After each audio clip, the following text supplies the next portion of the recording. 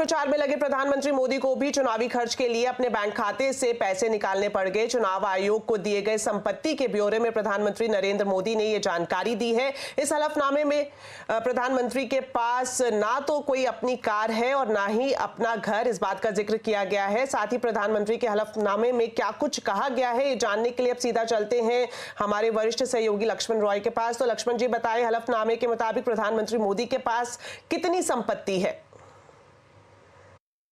वैसे तो चुनाव में बड़े बड़े धनवान संपत्ति वाले उम्मीदवार खड़े हैं, लेकिन प्रधानमंत्री की संपत्ति का ब्यौरा आप सुनेंगे तो वाकई चौंक जाएंगे। उन्होंने अपने नामांकन के दौरान चुनाव आयोग को जो हलफनामा दिया है उसके मुताबिक उनके पास सिर्फ 3 करोड़ 2 लाख के आसपास की संपत्ति उनका पूरा नेटवर्थ है।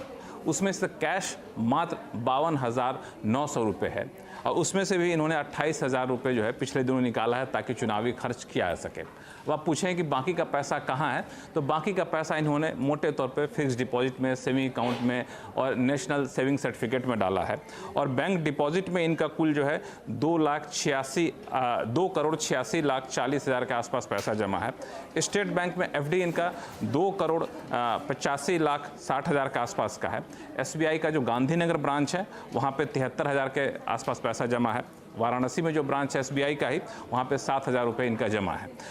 नेशनल सेविंग सर्टिफिकेट में अच्छी खासी रकम इन्होंने डाल रखी है अपनी बचत का, वो है 9,12,000 के आसपास।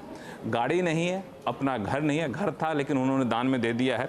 ज्वेलरी में सिर्फ 4 सोने की अंगूठी है, उसकी कुल वजन मुश्किल से 45 ग्राम है और कुल कीमत करीब यहाँ पे 2,67,000 के आसपास है। और अगर इस सारी आमदनी पे इनकम की बात करें तो जी हाँ, प्रधानमंत्री भी इनकम टैक्स चुकाते हैं और उन्होंने हलफनामा में बोला है कारोबारी साल 2022-23 में कुल इनकम इन्होंने 23,56,000 का दिखाया है। इसमें TDS 3,33,000 का इनका कटा है और इस TDS में PMO से जो सैलरी मिलती है उसमें 1,44,000 का TDS कटा है और बैंक में इतने सारे पैसे जमा कर रखे हैं तो उनसे जो ब्याज मिलता है उस पर भी इन्होंने 1,43,000 का TDS दिया है। तो यह है प्रधानमंत्री की संपत्ति का पूरा ब्यौरा।